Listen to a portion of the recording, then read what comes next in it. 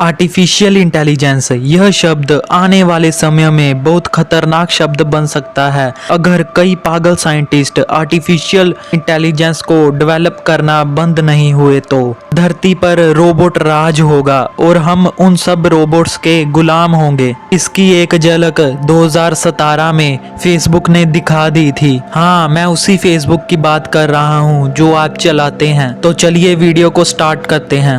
What you giving, that's how we live it. Don't be mad at the system, it's simply May how we I exist. come I hear a in? lot of people talking like they politicians and choose to be an accountant because it's safe in the अगर किसी को नहीं पता कि artificial intelligence क्या होता है तो मैं आपको बता दूं कि आर्टिफिशियल इंटेलिजेंस एक तरह की सोच है, या फिर साधारण भाषा में कहूं तो आर्टिफिशियल इंटेलिजेंस रोबोट का एक दिमाग होता है। इसकी सबसे बड़ी एग्जांपल गूगल असिस्टेंट ऐप है। अगर हम उससे कोई क्वेश्चन पूछते हैं तो वापस में जो हमें जवाब मिलता है वह कोई इंसान नहीं दे रहा होता है, बल्कि वह सॉफ्टवेयर ही अपनी इंटेलिजेंस से आपको जवाब दे रहा होता है। यह आर्टिफिशियल इंटेलिजेंस यहाँ तक डेवलप हो चुकी है कि यह कुछ हद तक इंसानों की तरह सोचना शुरू हो गई है। आर्टिफिशियल इंटेलिजेंस को बढ़ावा देने का सबसे बड़ा हाथ फेसबुक के फाउंडर मार्क जकरबर्ग का है। जैसे कि आपको पता ही है, सारी फेसबुक भी आर्टिफिशियल इंटेलिजेंस से भरी पड़ी है। जैसे कि आप किसी की पिक्चर को लाइक करते हो तो फेसबुक उसी की पिक्चर्स आपको ज्यादातर दिखाता है। इसका सबसे बड़ा उदाहरण यह है कि अगर आप किसी पर्टिकुलर आदमी को ज्यादा कमेंट करते हो या फिर उसकी फोटोज को लाइक करते हो तो फेसबुक उसको आपका बेस्ट फ्रेंड बता देता है। तो आप हैरान हो जाते हो कि फेसबुक को यह कैसे पता चला, पर इसके पीछे सारा हाथ आर्टिफिशियल इंटेलिजेंस का है। यह सीमित आर्टिफिशियल इंटेलिजेंस हम इंसानों को कोई नुकसान नहीं पहुंचा सकती, पर फेसबुक के एम्प्लॉयज इस आर्टिफिशियल इंटेलिजेंस को आसमान की ऊंचाइयों तक पहुंचाने में लगे हुए हैं। इसी के चलते फेसबुक ने एक दिन साधारण सा एक्सपेरिमेंट किया, पर उनको क्या पता था यह साधारण एक्सपेरिमेंट आज के समय का सबसे खतरनाक एक्सपेरिमेंट बन जाएगा। यह बात 2017 की है। फेसबुक के एक एम्प्लॉय के दिमाग में एक अजीब सा ख्याल आया कि हम बोट्स यानी कि रोबोट्स की बातें इंसानों के साथ कराते हैं। क्या होगा अगर हम दो रोबोट्स को आपस में बातें कराएं? उन्होंने दो सुपर आर्टिफिशियल इंटेलिजेंस वाले चैटबॉट्स तैयार किए। साधारण भाषा में कहूँ तो दो रोबोट्स तैयार किए, जिसमें से एक का नाम बॉब था और दूसरे का नाम एलिस।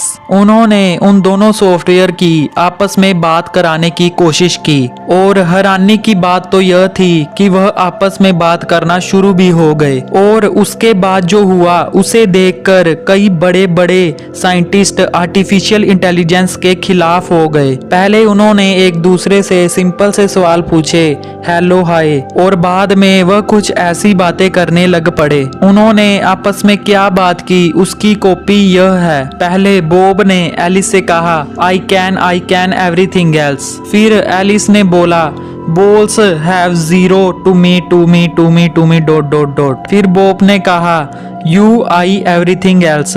फिर एलिस ने जवाब दिया, balls have balls to me dot dot dot. किसी को कुछ समझ नहीं आ रहा था कि यह क्या बातें कर रहे हैं। इस मामले में इंस्पेक्शन करने के बाद फेसबुक के एम्प्लॉयज को पता चला कि वह रोबोट्स ने अपनी लैंग्वेज डेवलप कर ली थी। वह इंसानों से बचकर अलग लैंग्वेज में आपस में बात कर रहे थे और उन बातों का एक मतलब था, पर वह मतलब आज तक कोई समझ नहीं पाया। एक लैंग्वेज क्रिएट करना कोई आम बात नहीं है। अगर आप किसी जानवर को कह दो कि वह कोई अपनी लैंग्वेज क्रिएट करे तो वह काम उसके लिए बिल्कुल इम्पॉसिबल है, बल्कि जानवर का दिमाग कंप्यूटर से कई गुना आगे है। वह सोच सकता है कि उसने जीना कैसे है, खाना पीना कैसे है और खतरे में अपनी जान कैसे बचानी है, जो कि कंप्यूटर बिल्कुल भी नहीं सोच सकता। वैज्ञानिकों का कहना है इन दोनों रोबोट्स में एक अजीब सी इंटेलिजेंस आ गई थी,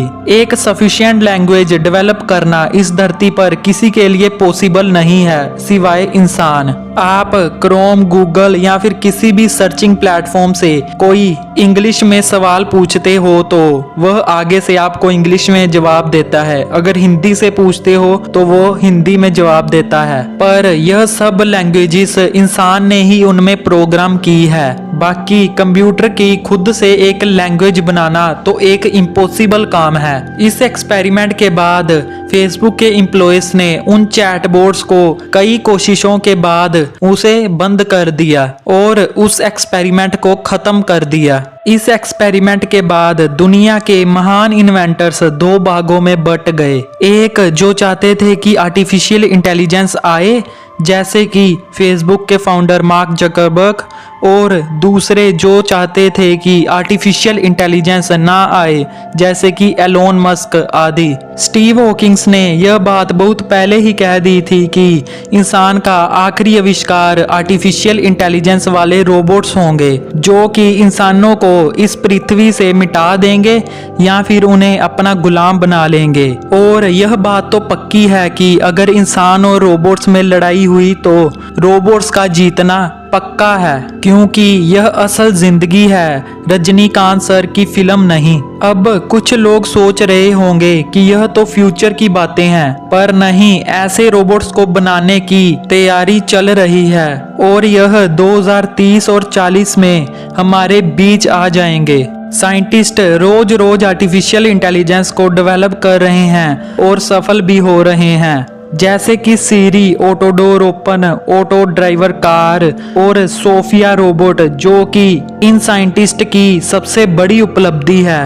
वह रोबोट इंसानों की तरह बोलती है, काम करती है, और ऐसे ही कई रोबोट्स अगर बन जाएं तो यह इंसानी सभ्यता के लिए बहुत खतरनाक हैं। इलोन मस्क और कई साइंटिस्ट इन रोबोट्स के खिलाफ हैं। उनका यह कहना है कि अगर फेसबुक के बनाए छोटे से प्रोग्राम बॉब और एलिस उनके कंट्रोल से बाहर जा सकते हैं, तो मॉडर्न टेक्नोलॉजी के रोबोट्स भी इंसान के कंट्रोल से बाहर जा सकते हैं और इंसानों के खिलाफ बगावत कर सकते हैं, जिसमें जीत रोबोट्स की ही होगी। और वैसे भी रोबोट्स आने पर इंसान की वैल्यू बहुत कम हो जाएगी। इसलिए आर्टिफिशियल इंटेलिजेंस को बढ़ाना हमारे लिए दोनों तरफ से खतरनाक है। पर अभी भी कई साइंटिस्ट आर्टिफिशियल इंटेलिजेंस को बढ़ाने में लगे हुए हैं, जिनका रिजल्ट हमें जल्द ही देखने को मिल सकता है। आप कमेंट में बताएं कि आपको क्या लगता है कि फ्यूचर में आने वाले रोबोट्स इंसानों का काम आसान करेंगे या इंसानों को ही अपना गुलाम बना लेंगे। इससे भी ज्यादा साइंस से जुड़ी और मिस्टीरियस वीडियो देखने के लिए मेरे चैनल को सब्सक्राइब कीजिए और बेल आइकन दबाना मत भूलना। जय हिंद, जय भारत।